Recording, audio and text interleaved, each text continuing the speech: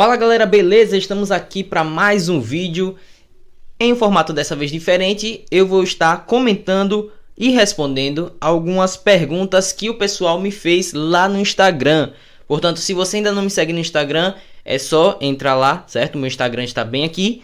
É só vocês entrarem lá e fazer também suas perguntas. Assim que eu abrir as caixinhas de pergunta, vocês podem fazer qualquer pergunta política para a gente debater aqui.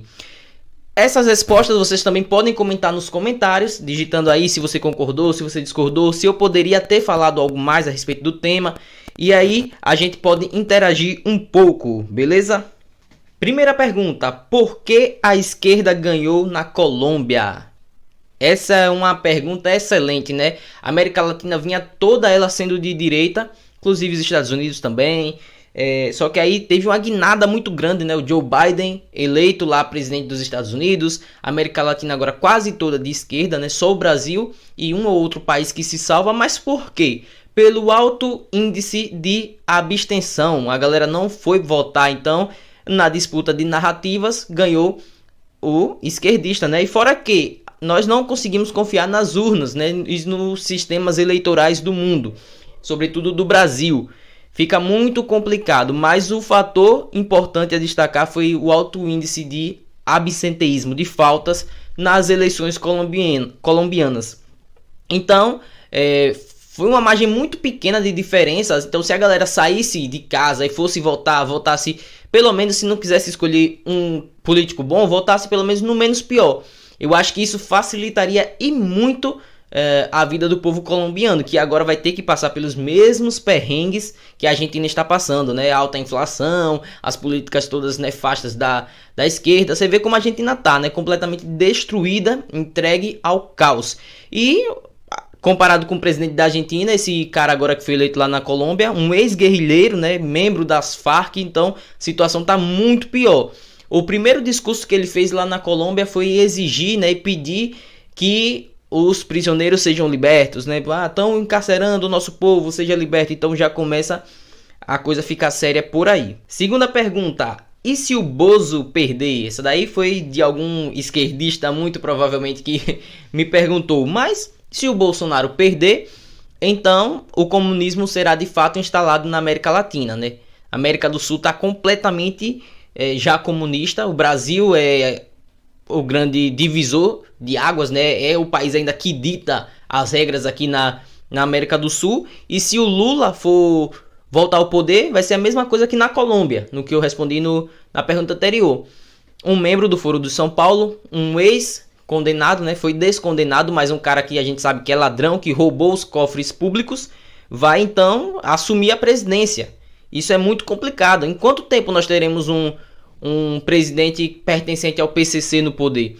Fica muito complicado. Então é importante a gente pegar o exemplo da Colômbia e aplicarmos a nós.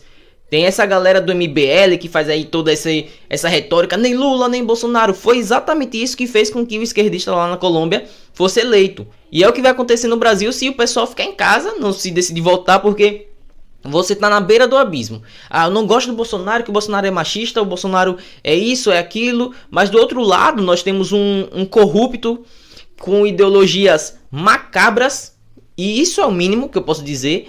Então, em nome de eu não gostar de um cara que é machista, eu vou lá e abro mão de votar no menos pior, segundo a mentalidade dessa galera. Não, vou ficar em casa. E aí, meu amigo, todo mundo se ferra. Todo mundo se ferra. Porque entre um cara machista, entre o cara que pratica políticas que vai ferrar a vida do brasileiro no dia a dia, com altos índices de desempregos, com liberdade sendo retiradas. Então fica muito complicado. Saia de casa e vá votar.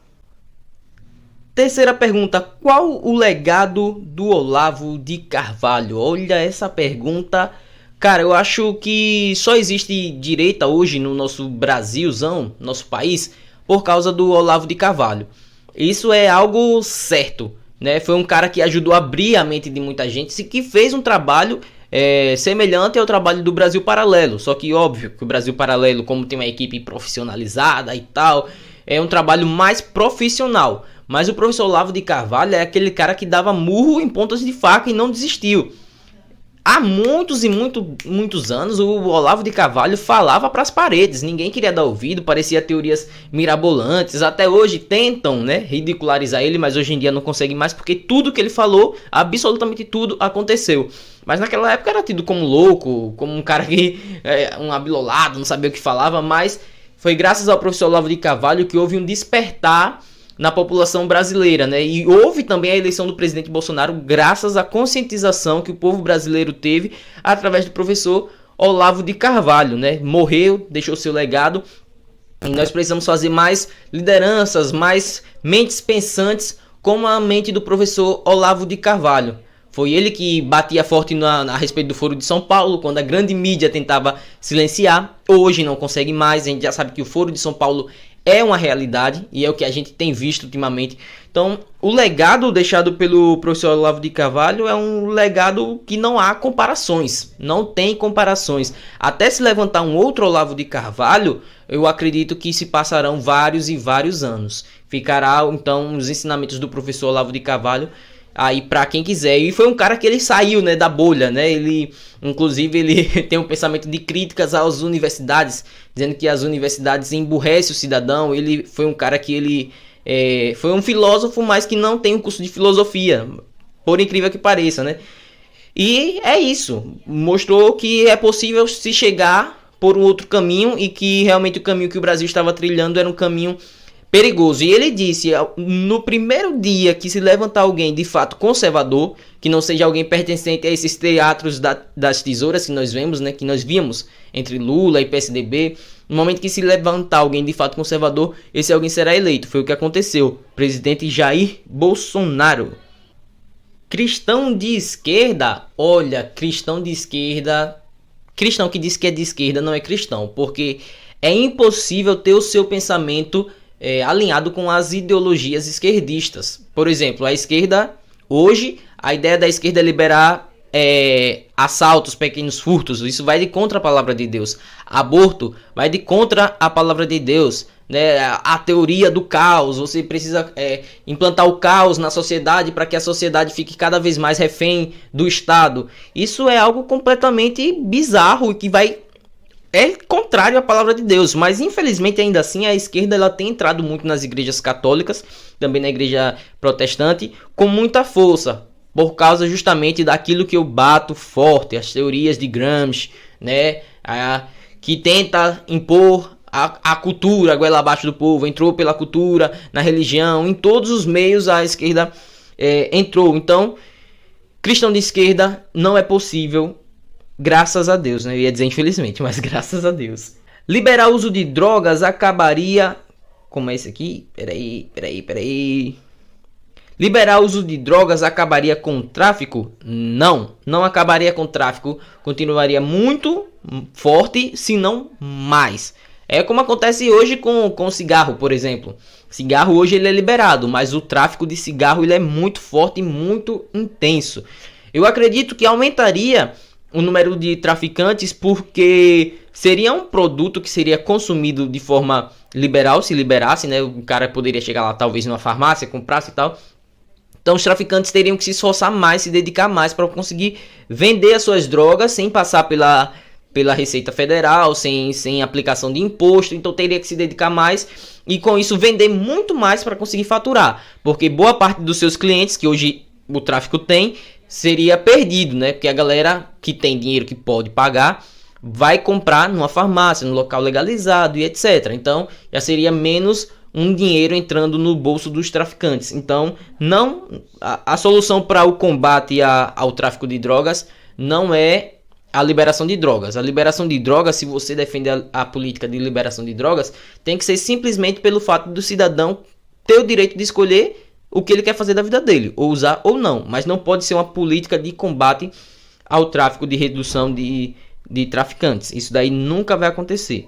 Aborto em caso de estupro. Olha, esse é um aborto já previsto na nossa Constituição, né? Desde que a criança ela não tenha sido já formada, já esteja em estado avançado.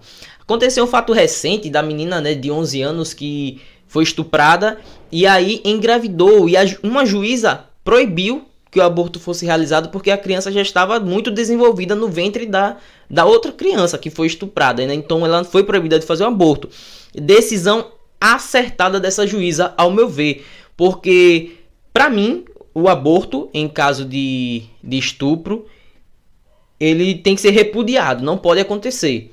Eu sei que pode acontecer danos, né, como a galera alega, né, danos psicológicos para a mulher que foi estuprada e etc. Mas você combater um crime, o crime de estupro, com outro crime, que é o crime de assassinato, ao meu ver, não é a solução, não resolve os problemas. E fora que estaria burlando o direito individual daquele cidadão que está no ventre de nascer. É o direito de todo indivíduo, é o direito ao nascimento. Então é muito complicado. Eu sei que é uma questão que muita gente da direita defende o aborto em caso de estupro, defende a legislação como ela já se encontra. Eu sou contrário. Para mim, o aborto ele não deveria acontecer em hipótese alguma. Eu sou muito radical nesse sentido. Eu sei, você não pode curar só. O fato é esse. Eu posso estar sendo muito raso aqui ou muito cruel, mas o fato é esse. Você não pode curar suas mágoas, suas dores matando uma criança. Pô, eu sei que você foi estuprado, tem todo aquele trauma, etc. Mas a solução é você procurar um tratamento psicológico e não matar uma criança. Isso daí pra mim beira o absurdo. Beira não, é o absurdo. E por fim chegamos à nossa última pergunta. O que há... Pô, essa pergunta aqui, ela tá muito complexa, hein? O que? Acha que o mundo pode voltar a ser multipolar? E como seria essa distribuição? Caramba, é uma pergunta que eu não entendi muito o que você quis falar, mas acredito que tem a ver com a geopolítica, né? Deve ser. E se for, eu não acho que nós tenhamos saído desse modelo multipolar. Eu acho que o mundo, ele é multipolar, né? Tinha um modelo bipolar, né, que antigamente, que era os Estados Unidos brigando ali com a União Soviética. Então era a União Soviética e os Estados Unidos brigando entre si. Então era aquele modelo bipolar, né? Eram duas forças brigando entre si. Com a queda do muro de Berlim, ficou então unipolar, né? O mundo ficou unipolar. Os Estados Unidos ficou com a sua força e ficou um espaço vago ali que era da União Soviética e que não existia mais. Mas com o passar do tempo, foi surgindo novas influências no mundo, né? Temos aí a Índia, o Brasil no setor do agronegócio e tal, é um país muito influente no mundo, alimenta o mundo. Tem outras potências também, temos aí a China, temos vários países, a União Europeia como um todo também.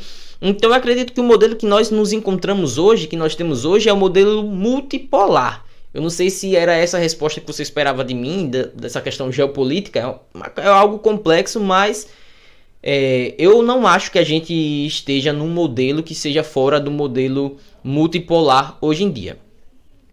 Valeu, galera, esse foi mais um vídeo. Se você ainda não é inscrito, se você gostou desse modelo, se você não gostou, se respondeu algumas dúvidas que você tinha, se você tem mais algumas dúvidas, pode deixar aí no comentário que a gente faz um desse com alguma dúvida que você tiver, que você colocar no comentário e tal. E também não se esqueça de me seguir lá no Instagram, que se eu abrir uma caixinha de perguntas dessa, você vai ter a chance de ser respondido. Se inscreve no canal, curte para que o YouTube possa dar aquela relevância. Muito obrigado a todos vocês que assistiram até aqui. Valeu e é nóis.